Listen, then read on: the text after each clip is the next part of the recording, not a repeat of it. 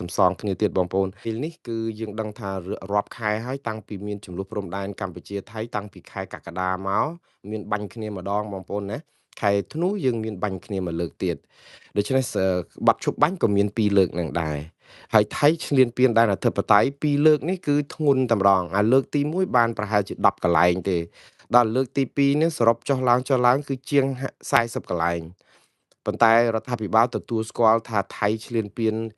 ឬក៏អាចថាគ្រប់គ្រងដែនអធិបតេយ្យកម្ពុជាតែ14កន្លែងនៅទីតាំង4ខេត្តតាមអ្វីដែល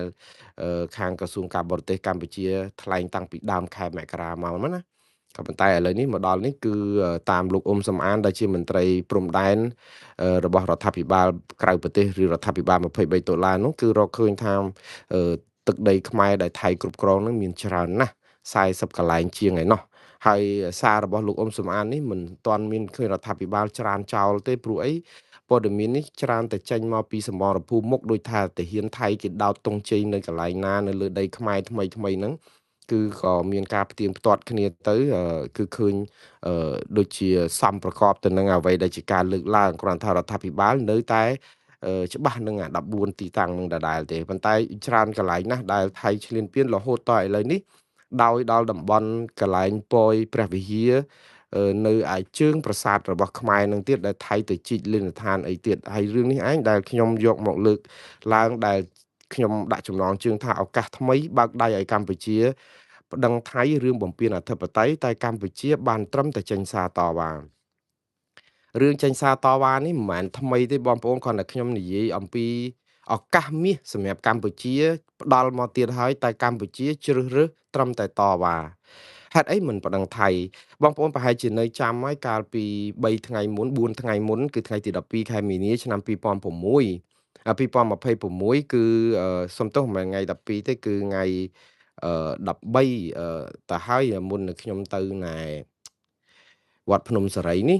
គឺក្រសួងការបរទេសកម្ពុជាចេញសេចក្តីថ្លែងការណ៍មួយអឺជំទាស់តវ៉ាថៃយ៉ាងដាច់អហង្ការតាក់ទងនឹងថៃចាប់ផ្ដើមធ្វើកាយដីឬក៏ធ្វើលេនដ្ឋានរុះរើឬក៏ឈូសឆាយនៅក្នុងដែនអធិបតេយ្យរបស់កម្ពុជាហើយមិនមែនឆ្ងាយទេណាបងប្អូនគឺនៅក្នុងតំបន់បរិវេណនៅជាប់ប្រាសាទព្រះវិហារយើងតែម្ដងជាពិសេសនៅតំបន់វត្តកែវសិក្ខាគិរីស្វារៈអីនេះដែលមែនតើនៅក្នុងសាលដីការបស់តុលាការយុត្តិធម៌អន្តរជាតិពីឆ្នាំ1962គឺថ្ងៃ15ខែមិថុនាឆ្នាំ1962ហ្នឹងគឺសម្រាប់កាត់ក្តីឲ្យកម្ពុជាឈ្នះក្តីថាប្រាសាទព្រះវិហារជារបស់ខ្មែរហើយតំបន់ជុំវិញហ្នឹងក៏ជារបស់ខ្មែរដែរក៏ប៉ុន្តែថៃនៅតែមិនសុខចិត្តដកតាទាហានដកទ័ពចេញពីប្រាសាទព្រះវិហារហ្នឹងកាលយូរហើយកាលឆ្នាំ1962ហ្នឹងប៉ុន្តែនៅតំបន់វត្តកែវសិក្ខាកែវសិក្ខាកែវគិរីសិក្ខាស្វារៈឬកែវខ្ញុំអានឡើងត្រូវហើយបាទកែវសិក្ខាគិរីស្វារៈបាទត្រឹមត្រូវហើយនៅវត្តហ្នឹងគឺថៃនៅតែគិតថាជាដីរបស់គេរហូតតតែផ្ទុះអាវុធនៅឆ្នាំ2008ម្ដងទៀតបងប្អូននៅចាំហ្នឹងណាស្លាប់ទាហានយើងស្លាប់ទាហានថៃអីអញ្ចឹងទៅរហូតតតែប្តឹងទៅតុលាការយុត្តិធម៌អន្តរជាតិនេះសុំឲ្យបកស្រាយឡើងវិញមួយសារទៀតគេក៏បកស្រាយមួយសារទៀតឆ្នាំ2013ចេញសាលដីកាមួយទៀតប្រាប់ថាអាកន្លែងហ្នឹងក៏របស់ខ្មែរហើយនៅតែអញ្ចឹងហើយនៅថៃនៅតែចិញ្ចឹមចិត្តដណ្ដើមយកទីតាំងហ្នឹងយកមកមិនថាដណ្ដើមទេឥឡូវនេះឃើញមានជីកមានអីរហូតទាល់តែក្រសួងការបរទេសចេញសេចក្តីថ្លែងការណ៍ថ្កោលទោសហើយតវ៉ាថៃថារំលោភសាលដីការបស់តុលាការយុត្តិធម៌អន្តរជាតិរឿងអ្វីដែលខ្ញុំថារដ្ឋាភិបាលកម្ពុជាធ្វើរឿងត្រឹមត្រូវដែលតាក់ទងនឹងការតវ៉ាគឺតវ៉ាគេមកជីកគេមកអីហើយបំពានគេថាច្បាប់ឬក៏សាលដីការបស់តុលាការអន្តរជាតិនឹងត្រូវហើយយើងតវ៉ាបែបនេះគឺជារឿងត្រឹមត្រូវមួយគឺឲ្យវាមានជាឯកសារគតិយុត្ត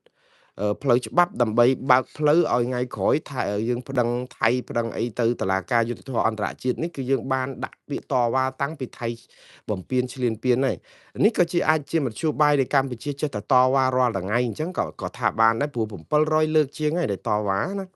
ក៏ប៉ុន្តែរឿងសំខាន់វាមិនមែនជារឿងប្រមូលភ័ស្តុតាងឲ្យគ្រាន់តែតវ៉ាទេព្រោះអីមកដល់ម៉ោងនេះគឺថៃបំពេញគ្រប់រឿងដូច្នេះនេះគឺជាឱកាសមាសទេតា ព្រោះបើឱកាសមាសហ្នឹងឥឡូវយើងក៏និយាយពីរឿងថាតំបន់ដែលគេឈ្លានពានតែយើងអត់ដាក់ពាក្យប្តឹងដាក់អីហ្នឹងយើងនិយាយដល់ស្អកកហើយឱកាសមាសមួយទៀតហ្នឹងគឺថៃចាប់ផ្ដើមធ្វើឲ្យប៉ះពាល់ដែនអធិបតេយ្យរបស់កម្ពុជានៅដីប្រាសាទព្រះវិហារដែលមានសាលដីកានិយាយទៅមានប្លង់រឹងដែលច្បាស់ចាស់ទៀតអាកាលថាងឥឡូវតំបន់ផ្សេងទៀត800គីឡូនៅព្រំដែនខ្មែរថៃនឹងព្រំភ្នំទ្រាប់ប្រាសាទតាកបីប្រាសាទតាមាន់ធំប្រាសាទ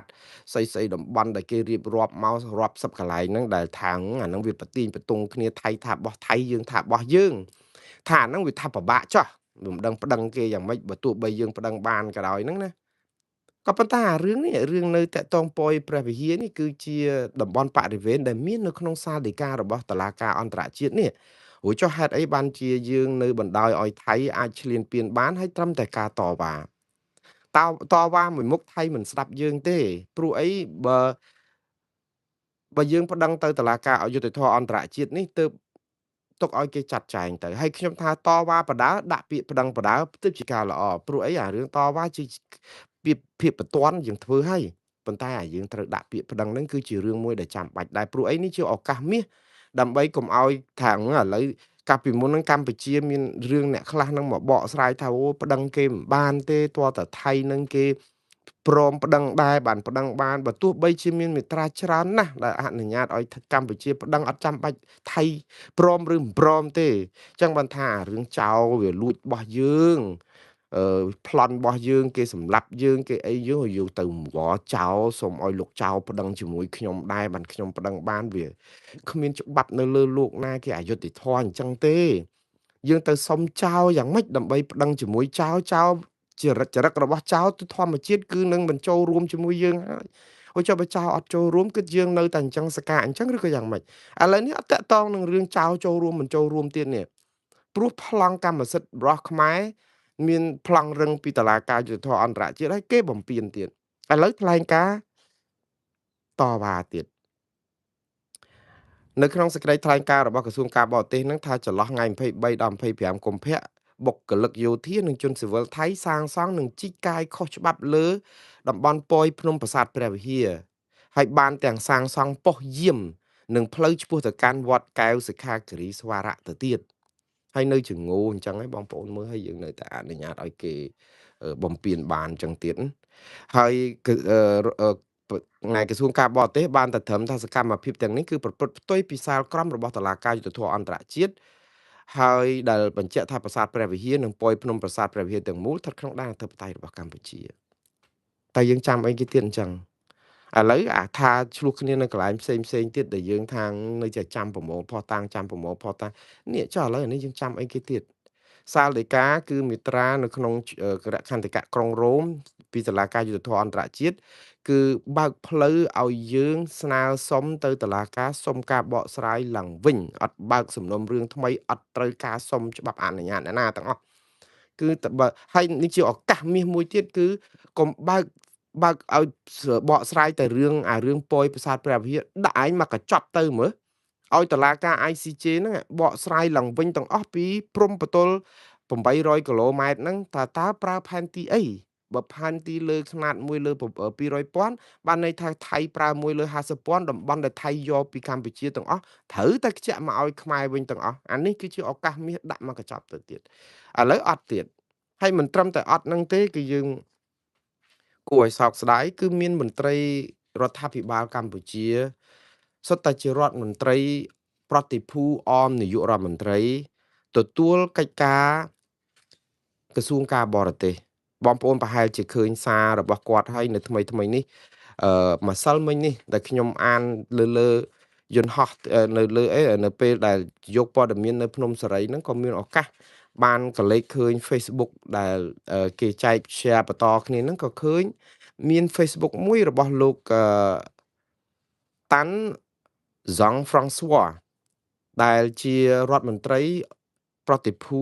អមរដ្ឋនាយករដ្ឋមន្ត្រីទទួលបន្ទុកកិច្ចការការបរទេសនិងសហប្រតិបត្តិការអន្តរជាតិហើយបងប្អូនស្គាល់លោកតាន់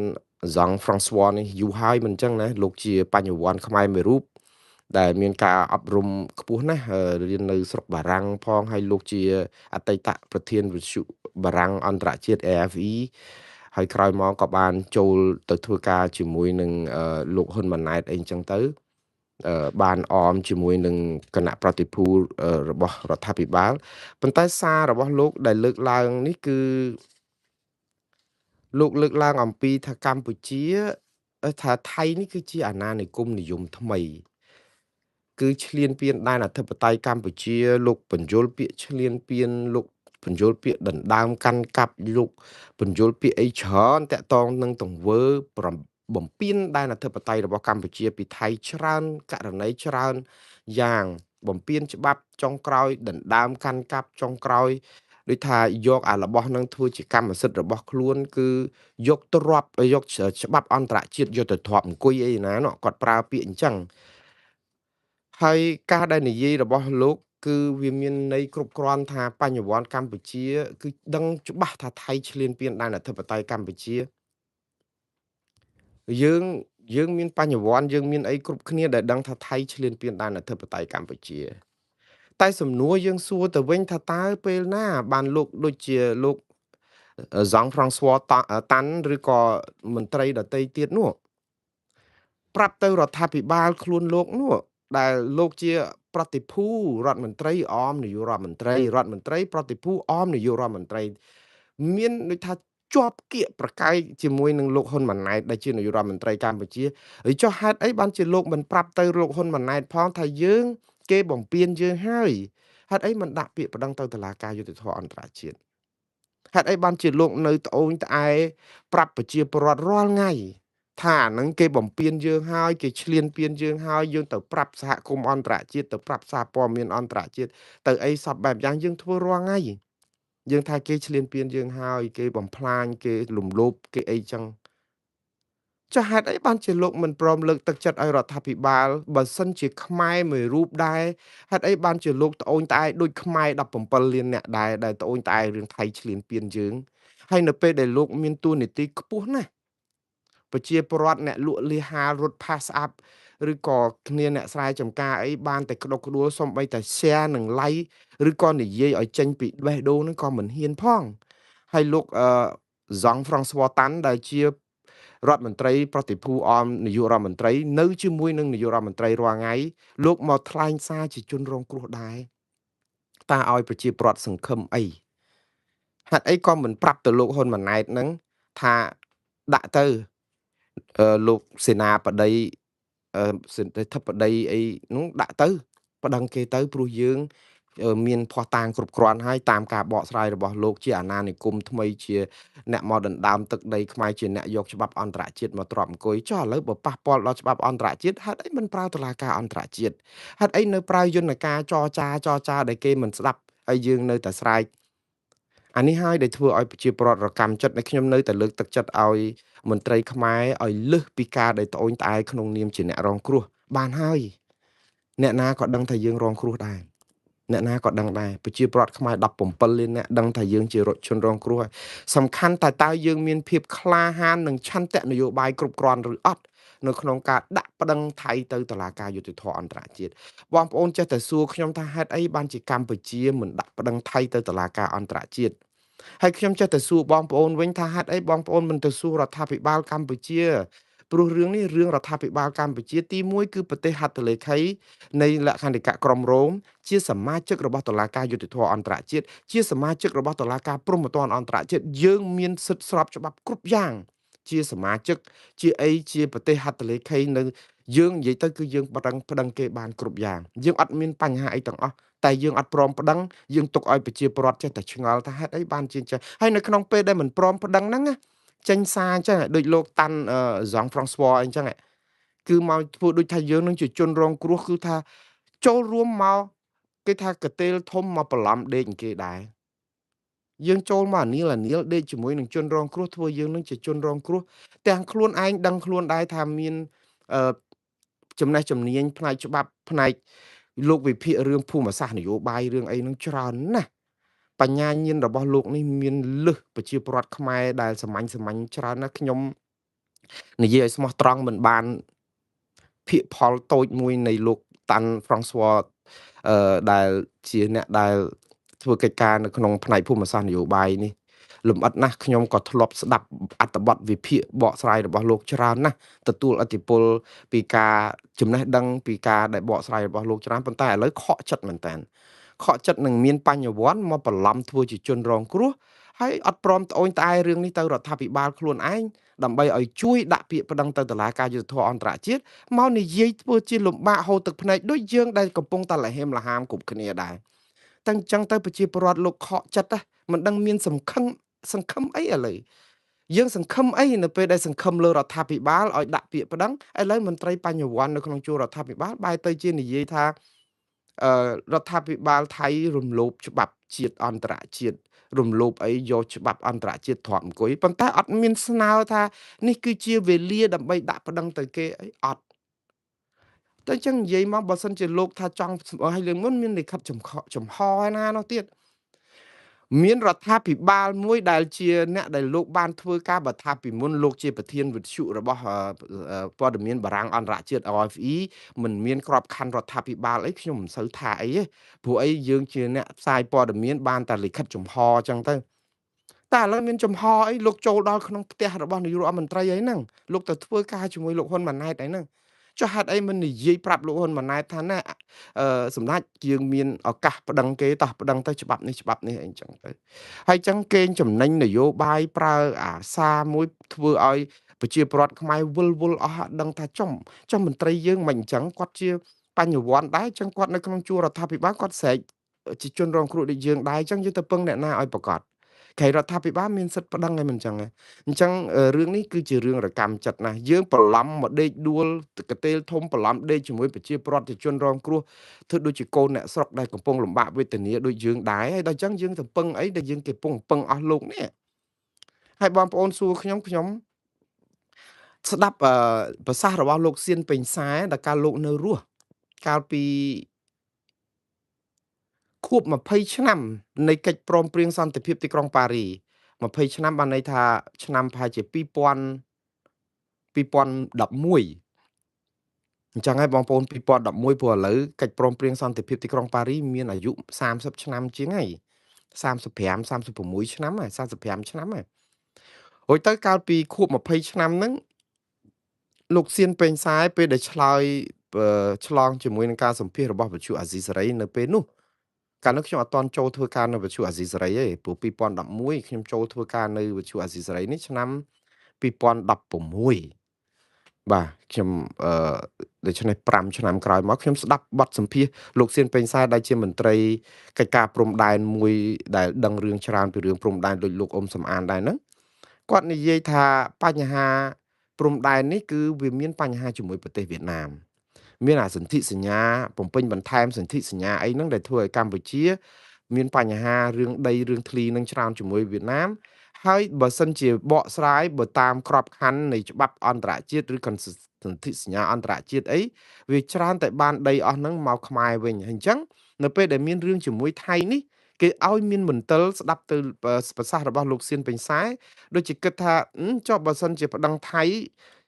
សាររឿងព្រំដែន800គីឡូម៉ែត្រចុះបើរឿងព្រំដែនខាងកើតវាមិនវិញទៅចុះបើអញ៉ៃទៅវាមានរឿងទាំងកើតទាំងលិចអីទៀតទៅអានេះគ្រាន់តែជារឿងប្រជាពលរដ្ឋសង្ស័យខ្ញុំអត់មានចម្លើយទេបងប្អូនខ្ញុំនិយាយស្មោះត្រង់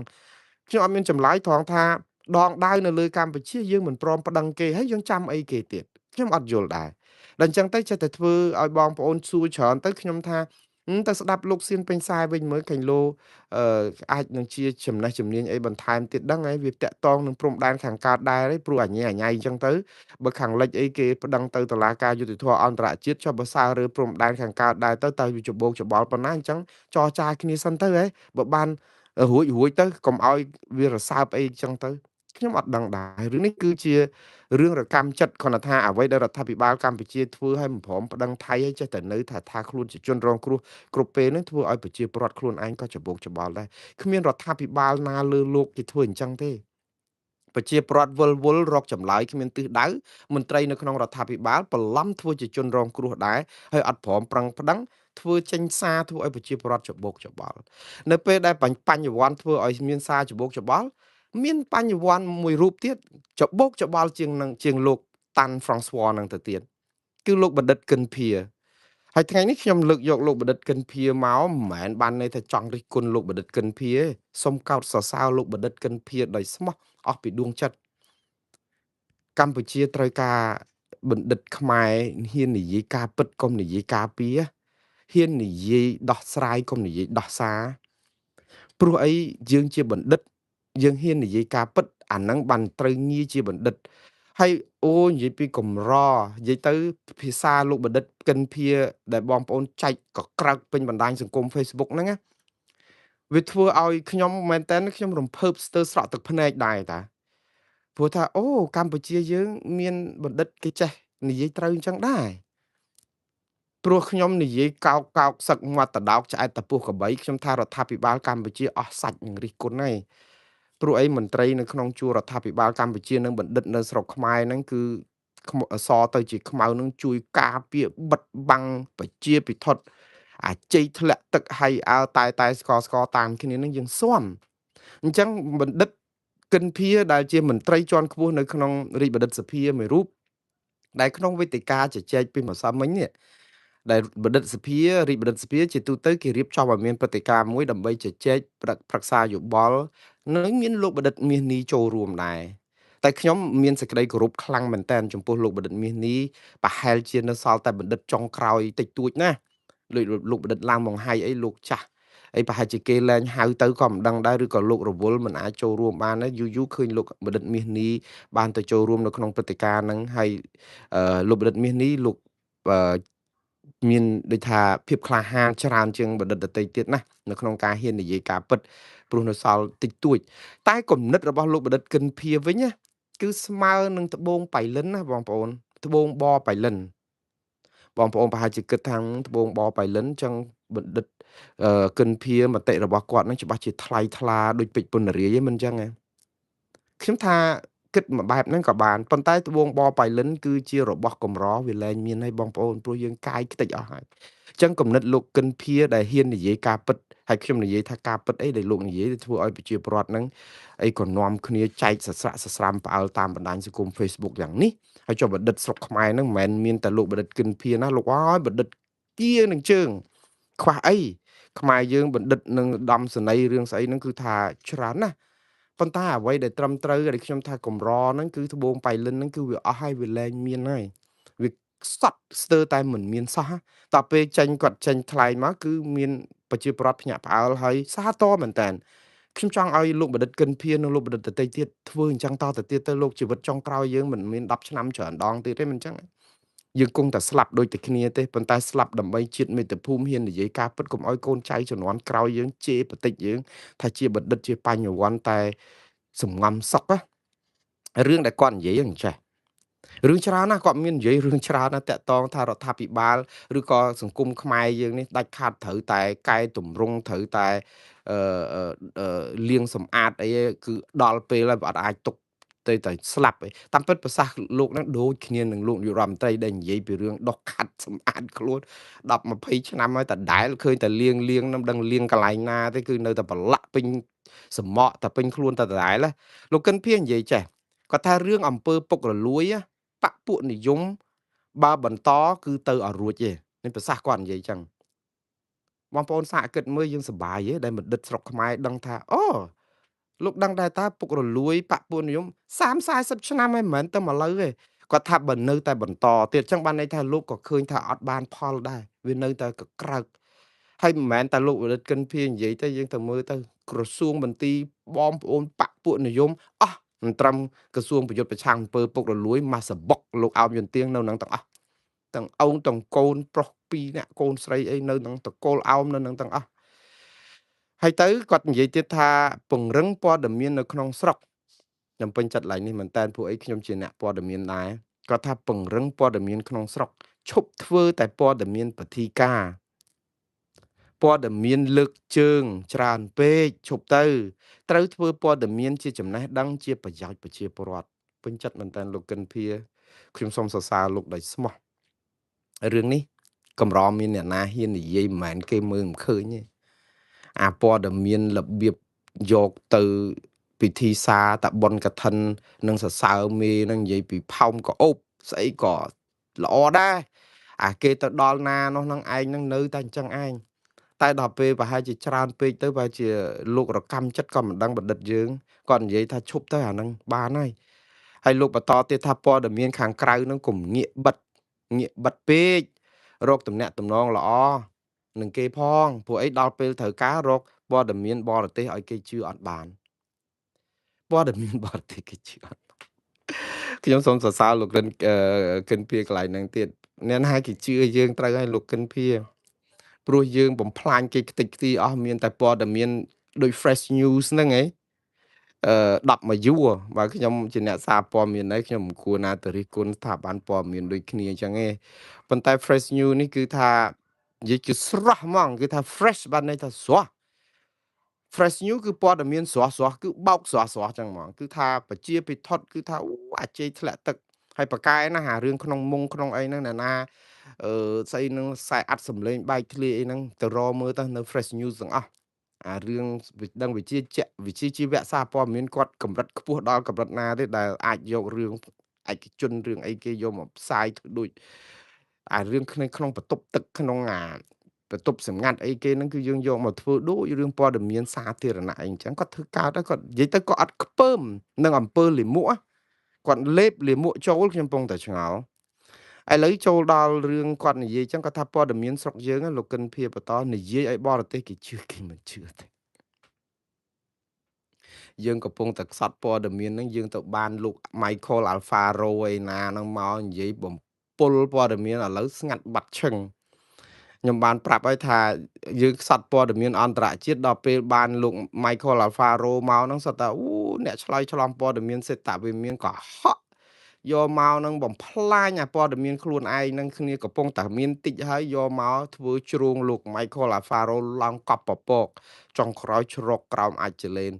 លោក Alfaro ជួយអីគេខ្លះបងប្អូនឲ្យសហគមន៍អន្តរជាតិកោតទោសថៃតាំងពីគាត់មកផ្សាយមកអាកាលគាត់ផ្សាយដំបូងគេទៅយកបាន10កន្លែងដល់ពេលគាត់ផ្សាយតែគាត់ស្និទ្ធស្នាលអីស្គាល់លោកត្រាំស្គាល់អីតាមដែលបងប្អូនចេះតែនាំគ្នាអកជ្រាវមកឥឡូវគេយក40កន្លែងជាងឥឡូវបាត់បិទសាប៊ូលែងឃើញឈ្មោះលោក Michael Alfaro Gary Franchi អីហ្នឹងទៅបាត់បានអា Facebook គាត់ like and share ហ្នឹងឡើងពីប្រមាណម៉ឺនឡើងដល់ជិត1លាន followers អីហ្នឹងឥឡូវស្ងាត់ឈឹងទៅខ្ញុំមិនចង់និយាយរិះគន់អីគាត់ទេគ្រាន់តែថាគាត់ក៏ប្រឹងជួយយើងដែរតែយើងសម្លាប់គាត់យើងគ្រប់គ្រងសម្លាប់គេហៅសរសើរស្លាប់បង្អាប់រស់បងប្អូនយើងសរសើរឲ្យគាត់ស្លាប់ឥឡូវគាត់ស្លាប់ហើយស្លាប់គេឈ្មោះកិត្តិយសនឹងការខំប្រឹងរបស់គាត់ហ្នឹងគាត់រស់តែជីវិតទេដោយសារបងប្អូនទាំងអស់គ្នានឹងជាអ្នកសម្លាប់គាត់ខ្ញុំបានប្រាប់អីតើថាកុំសម្លាប់គាត់ឥឡូវយើងសម្លាប់គាត់ទៅហើយតែគាត់បានប្រឹងគឺគាត់ខំប្រឹងដែរប៉ុន្តែតែយើងធ្វើឲ្យគាត់ស្លាប់ហើយឥឡូវធ្វើម៉េច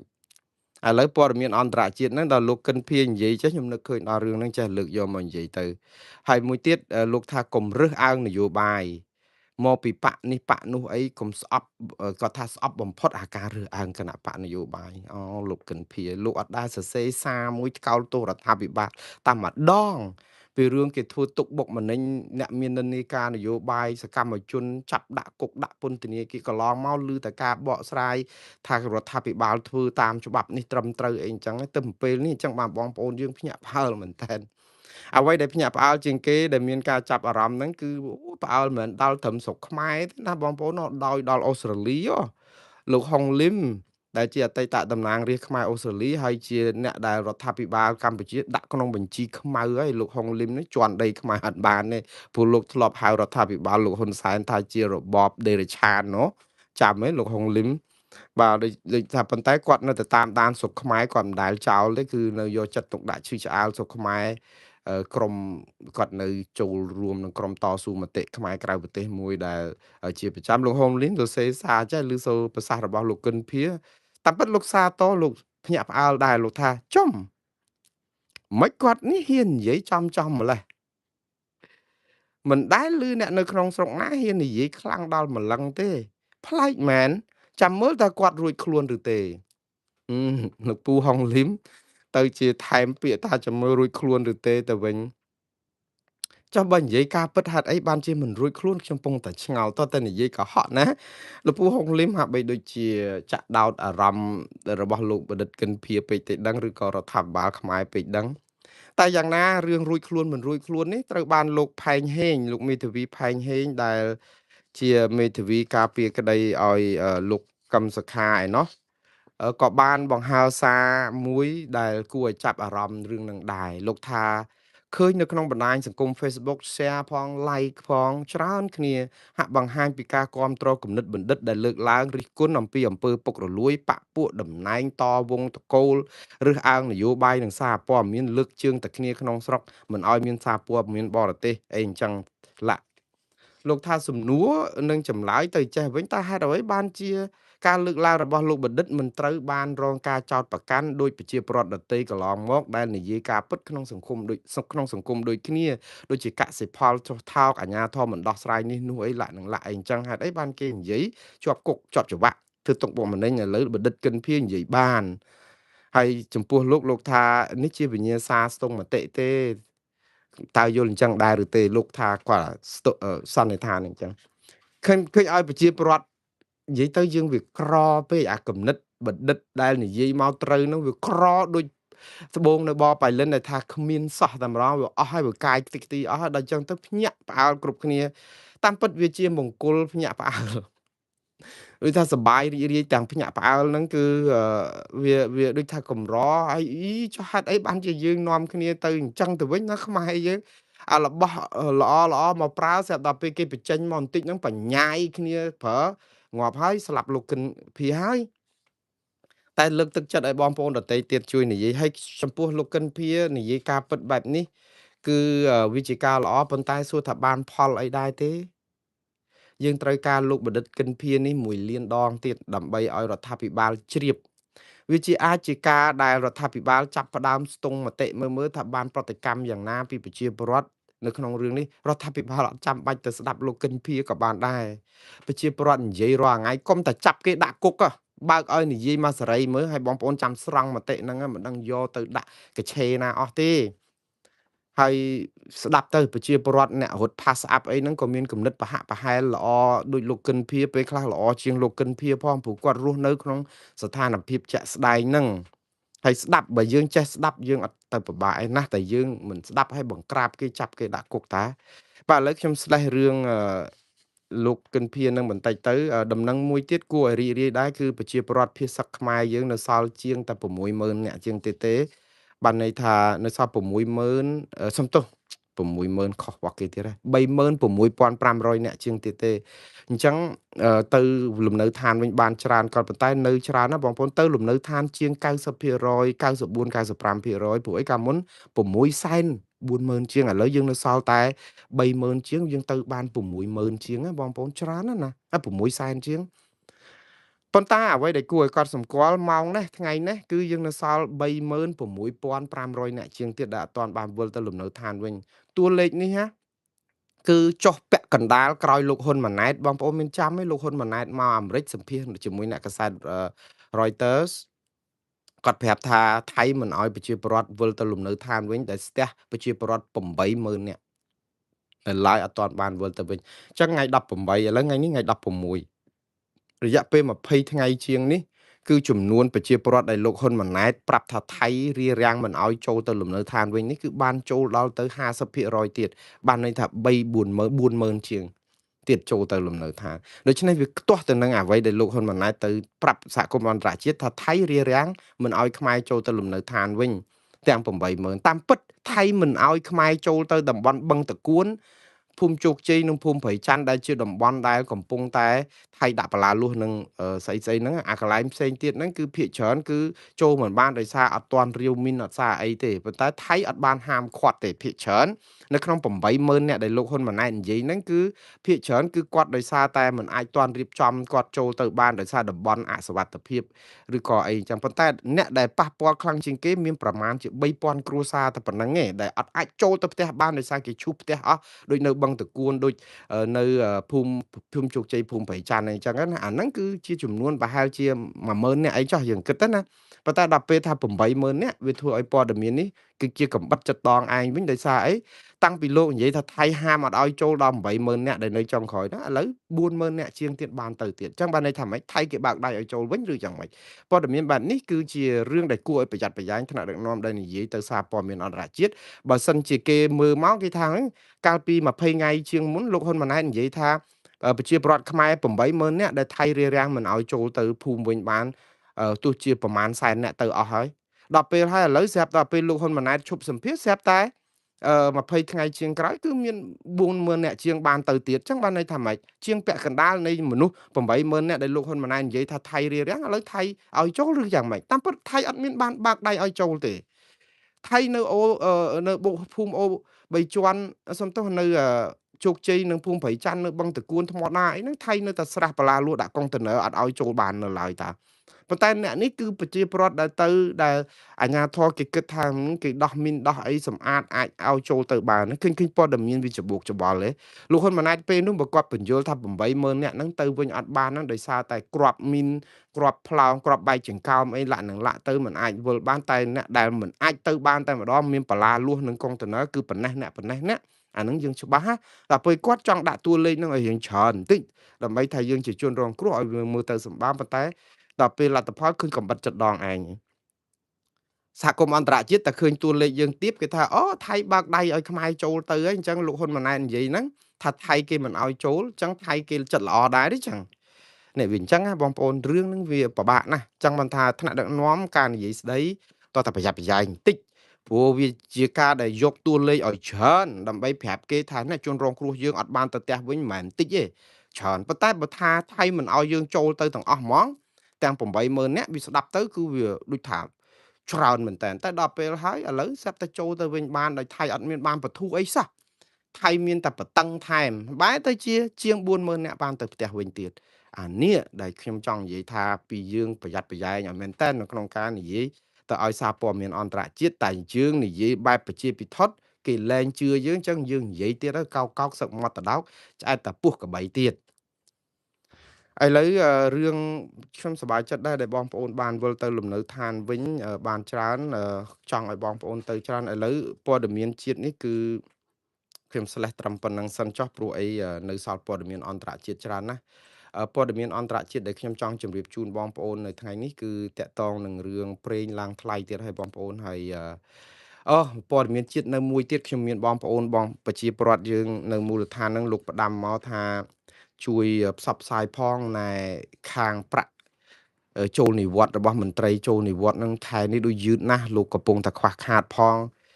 បើកមិនទាន់បាន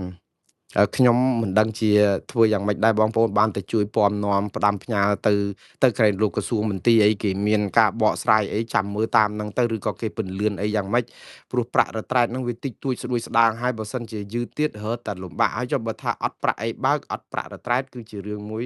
ធ្ងន់ណាស់ហើយក៏យើងមិនប្របាក់ឆ្ងល់ដែររដ្ឋាភិបាលក៏ខ្វះខាតដែរសូម្បីតែលុយជួយនៅឃើញលោកហ៊ុនម៉ាណី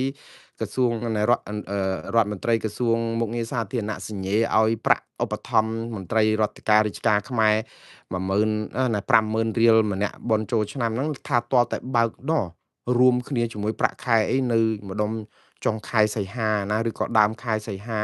ចុះទោះមេសាណោះខែ4ចូលឆ្នាំណោះដូច្នេះនេះគឺជាការដែលអាចរដ្ឋាភិបាលកំពុងតែមានការរាំងស្ទះលុយកាក់នៅក្នុងការបើកអីហ្នឹងក៏ថាបានដែរព្រោះយើងខ្វះខាតណាបងប្អូនហើយអាពងអាខ្វះខាតពងអាលំបាកហ្នឹងក៏វាមានបញ្ហារឿងណែ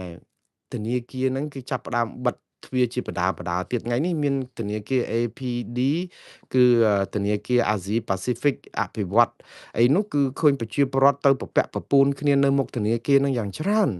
ដោយសារថាដកលុយអត់បានដំបូងថាដកអត់បាន3ថ្ងៃឥឡូវទៅ5ថ្ងៃដកអត់បានទេមួយថ្ងៃដកឲ្យបាន300អីឥឡូវហ្នឹងក៏មានការលំបាកខ្លាំងធ្វើឲ្យប្រជាពលរដ្ឋពពាក់ពពូនគ្នាភ័យខ្លាចដកលុយអត់បានទៅធ្វើឲ្យបង្កើតមានរូបភាពមួយមិនជឿទុកចិត្តលើប្រព័ន្ធធនាគារកម្ពុជានឹងទៀតហើយប៉ុន្តែក៏មានមន្ត្រីជាន់ខ្ពស់ធនាគារជាតិហ្នឹងគឺអ្នកស្រីជាសេរីហ្នឹងក៏បានអំពាវនាវឲ្យប្រជាពលរដ្ឋហ្នឹងឲ្យស្ងប់កុំឲ្យ ដូចថាជ្រួលច្របល់អីថាធនាគារជាតិនឹងរកវិធីដោះស្រាយអីអញ្ចឹងតែយ៉ាងម៉េចធនាគារបិទជាបន្តបន្ទាប់យើងឃើញធនាគារ Prince របស់លោកអង្គការ Gen Z នោះមិនដឹងថាធនាគារ APD នេះមានពាក់ព័ន្ធអីយ៉ាងណាទេគឺក្រៅតែពីដកលុយអត់បាននេះយើងអត់មានឃើញឈ្មោះគាត់ជាប់ពាក់ព័ន្ធនឹងរឿងឆបោកអនឡាញអីយ៉ាងណាទេអាចនឹងថវិកាកម្ចីអីជួនកាលវាយូរពេលអីអញ្ចឹងទៅវាថ្នាំងថ្នាក់ប៉ុន្តែធនាគារជាទូទៅមិនត្រូវការរាំងស្ទះយូរដល់ដកអត់បានអញ្ចឹងសោះទេធនាគារនីមួយៗសុទ្ធតែមានប្រាក់តម្កល់នៅធនាគារជាតិដូច្នេះនៅក្នុងពេលហ្នឹងយកអាប្រាក់តម្កល់ការពារពេលមានហានិភ័យហ្នឹងយកមកបើកឲ្យអស់មកវាឲ្យគ្នាទៅវាលែងមានបញ្ហាអីទេប៉ុន្តែមិនដឹងជាមានរឿងអីបើមានអាប្រាក់តម្កល់ប្រាក់បំរុងហ្នឹងហើយនៅតែមានបញ្ហាអញ្ចឹងហើយបានប្រជាពលរដ្ឋចេះតែភ័យណាបាទឥឡូវព័ត៌មានអន្តរជាតិម្ដងបងប្អូនគឺថ្ងៃនេះយើងដឹងថាលោកត្រាំប្រើពាក្យថាសំទោសប្រេងឆៅនៅលើពិភពលោកឡើងថ្លៃដល់$105ចង់ឡើងលើសហ្នឹងឯង105ទៅ$106ទៀតហើយបងប្អូនមួយធុងជាប្រេងឆៅពីមុនបាញ់គ្នានៅអ៊ីរ៉ង់ហ្នឹងណាប្រេងឆៅគឺមួយធុងតែ$60ទៅ$70ទេដូច្នេះតម្លៃនេះគឺវាឡើងខ្លាំងហើយមូលហេតុដែលឡើងខ្លាំងនេះគឺដោយសារតែអានៅច្រកHormuz ដែលជាច្រកដឹកប្រេងចេញប្រហែលជា20%នៃប្រេងដែលនាំចេញទៅលើទូទាំងពិភពលោកហ្នឹងត្រូវបានអ៊ីរ៉ង់បិទហើយអ៊ីរ៉ង់បិទនេះគឺបានន័យថាអ៊ីរ៉ង់ខូចអញ្ចេះថានិយាយថាខូចក៏បានដែរអ៊ីរ៉ង់ខូចម្យ៉ាងឆ្លាតម្យ៉ាងព្រោះអាច្រក Hormuz ហ្នឹងគឺជាច្រកឆ្លងកាត់ដែនអធិបតេយ្យរបស់អ៊ីរ៉ង់ហើយកប៉ាល់ទាំងអស់ហ្នឹងអ៊ីរ៉ង់បាញ់មួយណាក៏បានដែរហើយឥឡូវអ៊ីរ៉ង់បាញ់តែអញ្ចេះទៀតមន្ត្រីការទូតអ៊ីរ៉ង់ថាបាញ់តែកប៉ាល់ណាដែលដឹកប្រេងឲ្យអ៊ីរ៉ាក់សុំទោសឲ្យអ៊ីស្រាអែលនិងអាមេរិកឬក៏សម្ព័ន្ធមិត្តអាមេរិកប្រទេសណាផ្សេងទៀតក្រៅពីសម្ព័ន្ធមិត្តអាមេរិកឬក៏អ៊ីស្រាអែលគឺអ៊ីរ៉ង់អត់បាញ់ឯកប៉ាល់ប្រេងហ្នឹងអញ្ចឹងអ៊ីរ៉ង់គេអះអាងថាគេអត់បិទទេច្រកហ្នឹងគេបិទតែសម្រាប់កប៉ាល់ដឹកប្រេងឲ្យអាមេរិកអ៊ីស្រាអែលនិងសម្ព័ន្ធមិត្តអញ្ចឹងបានន័យថាប្រទេសទាំងអស់ហើយនៅតំបន់ឈូងសមុទ្រពាក់ហ្នឹងគឺសុទ្ធតែជាសម្ព័ន្ធមិត្តរបស់អាមេរិកទាំងអស់ហ្នឹងហើយអញ្ចឹងបើបិទបានន័យដូចបិទទាំងអស់ដែរតែអ៊ីរ៉ង់ថាគេអត់បិទទេដូច្នេះហើយបានជាលោកត្រាំម្សិលមិញនេះគាត់អំពាវនាវទៅប្រទេស7ឲ្យជួយបញ្ជូនគេហៅថានាវាចម្បាំង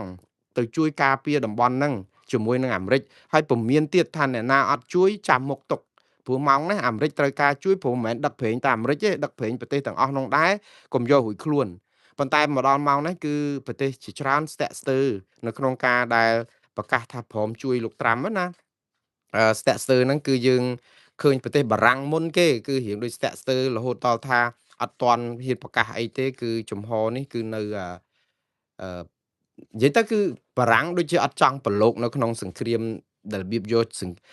គេហៅថានាវាចម្បាំងមិនខ្ទាស់អីទេប៉ុន្តែអត់ចង់ដឹកនាវាចម្បាំងរបស់ខ្លួនចូលទៅការពារដែនសមុទ្រHormuz ដែលជាដែនអធិបតេយ្យរបស់អ៊ីរ៉ង់អីចឹងណា